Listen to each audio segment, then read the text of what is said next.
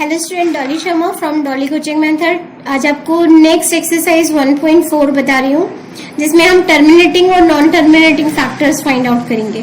तो देखिए, ये जो क्वेश्चन है इसे करने के दो पैटर्न है। पहले मैंने लिख रखा है x is equal to p upon q, be a rational number. Simple आप प्राइम फैक्टराइजेशन ऑफ क्यू करोगे, यानी प्राइम फैक्टराइजेशन ऑफ डिनोमिनेटर करेंगे। 2 raised to the power n and 5 raised to the power m। Simple सा n and m are non negative, ये चीज ध्यान रखिएगा, n and m are non negative integers. तो अगर ये चीज वेरीफाई हो जाएगी तो आप लिख दोगे result has decimal expansion which is terminates. Simple अगर आप नॉन टर्मिनेटिंग की बात करते हो, इसी में एक और हैशटैग पॉइंट बता रही हूँ। सिंपल सा क्या करिए, if q has the factor of 10, that is 2 into 5, then it is also terminating decimals। अब यहाँ देखिए, सेकेंड पॉइंट में मैंने बोला है नॉन टर्मिनेटिंग डेसिमल्स, तो उसका मतलब है q is not in the form of 2 raised to the power n and 5 raised to the power m। और फिर से ध्यान रखना है n and m are non negative integers. इसी के लिए जो पॉइंट मैंने वहां पर एक्सप्लेन किया था, फिर से लिखा है, if denominator is of the form 10 then it is terminating. तो देखिए, दो क्वेश्चन मैंने कर रखे हैं। 31 दे रखा है 3125, यानी डिनोमिनेटर में 3125 है। सिंपल 5 से किया तो 6, फिर 2, फिर 5 आएगा। 5 से करेंगे तो 5 बन जा 5, फिर 5 2 जा, फिर 525। इसके बाद हम ये जब सॉल्व करेंगे तो यहाँ पर हमारे पास 5 के मल्टीपल 5 आ रहे हैं और 2 नहीं है तो 2 की पावर 0 है। तो ये जो कंडीशन है 2 raised to the power m और 5 raised to the power m, ये वेरीफाई हो रही है, यानी ये टर्मिनेटिंग है। नेक्स्ट देखिए, 8 दे रखा है। 8 को मैंने फैक्टराइजेशन किया एलसीएम वाले तरीके से, फिर से आपकी ये कंडीशन वेरीफाई हो गई, ये भी टर्मिनेटिंग है। 4 555 को जब आप कर रहे हो तो पहले 5 से कर रहे हो तो 5 9 जा, 5 1 जा, फिर 13 से करोगे 7। तो देखिए, यहाँ 5 तो है, लेकिन बाकी जो नंबर है वो 2 की फॉर्म में नहीं है, यानी 13 into 7 है। तो अगर ये फॉर्मेट फॉलो नहीं होता है तो हम लिख देते हैं कि वो नॉन टर्मिनेटिंग है। इसी में देखिए, एक टाइप के क्वेश्चन में आपको और बता रही हूँ। इस क्वेश्चन में जैसे हमें दिया हुआ है 3/8, तो 3/8 जब हमारे पास दिया हुआ है तो मैंने आपको बताया 8 के आप फैक्टर करोगे तो 2, यहाँ फिर 4, फिर 2 और 2 1 जा 2, यानी आपके पास आ जाएगा 3/2 raised to the power 3। तो हम इसे 5 की पावर में ब्रेक कर रहे हैं, तो मैंने इसे 5 की पावर 3 से ऊपर नीचे मल्टीप्लाई कर दिया, यानी 3 into 5 की पावर 3 आ गई। और इसे आप 10 की पावर 3 लिख सकते हो, तो लिख दोगे हेंस इट इज टर्मिनेटिंग। तो ये कॉन्सेप्ट है जो बहुत आसान है, हेंस इट इज टर्मिनेटिंग।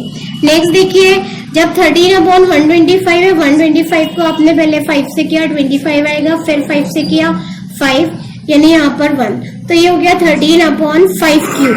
अब आपको इसे 2 की पावर में 10 में बदलना है, तो देखिए 5 है, कितना चाहिए 2, तो आपने क्या करा 13 ऐसे ही रखा।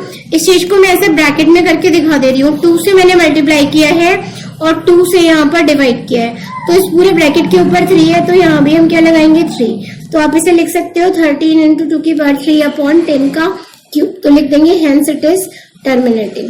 हेंस इट इज टर्मिनेटिंग, ये सबसे सिंपल वे है। नेक्स्ट देखिए, 7/80 दे रखा है आपको, तो फिर से आप 80 को फैक्टराइज करो तो 2 से करोगे यहाँ 40 आएगा, फिर 2 से करोगे यहाँ पर 20 आएगा, फिर 2 से करोगे 10 आएगा। तो देखिए 7 into 2 क्यूब into 10 आ गया। इसको आप 2 की पावर में बदल रहे हो तो आप 5 के क्यूब से ऊपर नीचे मल्टीप्लाई करो, 2 क्यूब 5 क्यूब into 10, यानी आप 7 into 5 क्यूब अपॉन इस पूरे ब्रैकेट को लिख सकते हैं 10 क्यूब into 10, यानी finally you have got 7 into 5 cube upon 10 raised to the power 4। तो आप लिख दोगे hence it is terminating, hence it is terminating, it is terminating. और फिर से देखिए, ऊपर वाले फैक्टर से हमें कोई मतलब नहीं। 625 डिनोमिनेटर को करा, फिर 5 से करेंगे तो यहाँ 125 आएगा, फिर 5 से करेंगे 25, फिर 5 से करेंगे 5 into 5, यानी you have got 1 4 5 888 sorry 88 upon 54, 5 की पावर 4 आ रही है तो 2 की पावर 4 से आप ऊपर नीचे मल्टीप्लाई कर दो। ऊपर वाली मल्टीप्लाई आपको सॉल्व नहीं करनी है, केवल आपने 2 की पावर 4, इसको हम 10 की पावर 4 लिख देंगे, तो लिखेंगे hence it is terminating decimal expansion. तो ये तो था जब आपने ये मैंने इसे करने के दो तरीके बताए। एक और पैटर्न में जो आपको बता रही हूँ उसमें क्या है, हमारे पास ऑलरेडी डेसिमल्स दिए हुए हैं। तो जब हमारे पास डेसिमल्स दिए होंगे हम इन्हें सॉल्व करेंगे। सपोज आपने मुझे दे रखा है 0.375। इस क्वेश्चन को सॉल्व करने के लिए मैंने क्या करा, 0.375 डेसिमल हटाया, अपॉन में कितना आ गया 1000, यानी 375 ऐसी रखी है, इसे 10 क्यूब लिख दोगे तो सिंपल लिख दोगे it is terminating decimal expansion.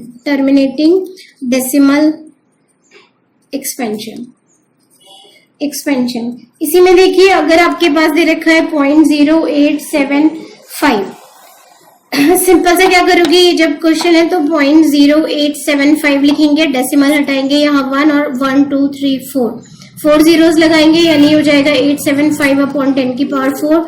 आप लिख दोगे इट इज टर्मिनेटिंग। ये मैं आपको बोलूंगी अगर आप जनरल कंपटीशन की प्रिपरेशन कर रहे हो तो ये उसके लिए भी बहुत ज्यादा इंपॉर्टेंट है, क्योंकि ये एनसीईआरटी है और बेसिक से रिलेटेड हर चीज कंपटीशन में आती है। इस वीडियो को पूरा व्यू कीजिएगा और आप एक्सरसाइज 1.4 अब पूरी सॉल्व कर पाओगे, क्योंकि हमारे पास दो कॉन्सेप्ट है। एक कॉन्सेप्ट तो वही था जो मैंने एलसीएम वाला पैटर्न बताया था, और एक दूसरा कॉन्सेप्ट है कि आप कैसे भी करके 10 की पावर में कन्वर्ट करो। तो सिंपल सा देख लो एक छोटी सी चीज, जैसे अगर आपके पास 2 की पावर 4 आई है तो सिंपल इसे आप 5 की पावर 4 से ऊपर नीचे मल्टीप्लाई कर दो, ऊपर 5 की पावर 4 हो जाएगा, नीचे 2 इंटू 5 होल ब्रैकेट में ले लीजिए 5 की पावर 4 और 10 की पावर 4 हो जाएगा। मान लीजिए यहाँ पर आपके पास 5 क्यूब आया हुआ है, तो सिंपल सा क्या करिए, इस एक्सपेंशन में आप 2 की पावर 3 से ऊपर नीचे मल्टीप्लाई कर दीजिए, यानी ऊपर तो 2 का क्यूब होगा, नीचे आप 10 का क्यूब लिख सकते हो। तो कॉन्सेप्ट क्या है, 10 बनाने के लिए रिक्वायर्ड है 5 और 2। तो जो चीज दी है, मान लीजिए आपके पास 5 की पावर 4 दे रखी है तो आपको 2 की पावर 4 की नीड है। अगर आपके पास 2 की पावर 3 दे रखी है तो आपको 5 की पावर 3 की नीड है। मैथ्स में क्या होता है, जितना ऑपरेशन हम करते हैं उसके जस्ट अपोजिट भी करते हैं। अगर मैंने 5 क्यूब से मल्टीप्लाई किया है तो ऑब्वियसली मुझे 5 क्यूब से डिवाइड करना होगा। सेम वे में अगर मैंने 2 की पावर 4 से मल्टीप्लाई किया है तो 2 की पावर 4 से डिवाइड करना होगा, जिससे कि हमारा जो एक्सप्रेशन है उसमें कुछ एक्स्ट्रा ना ऐड हो।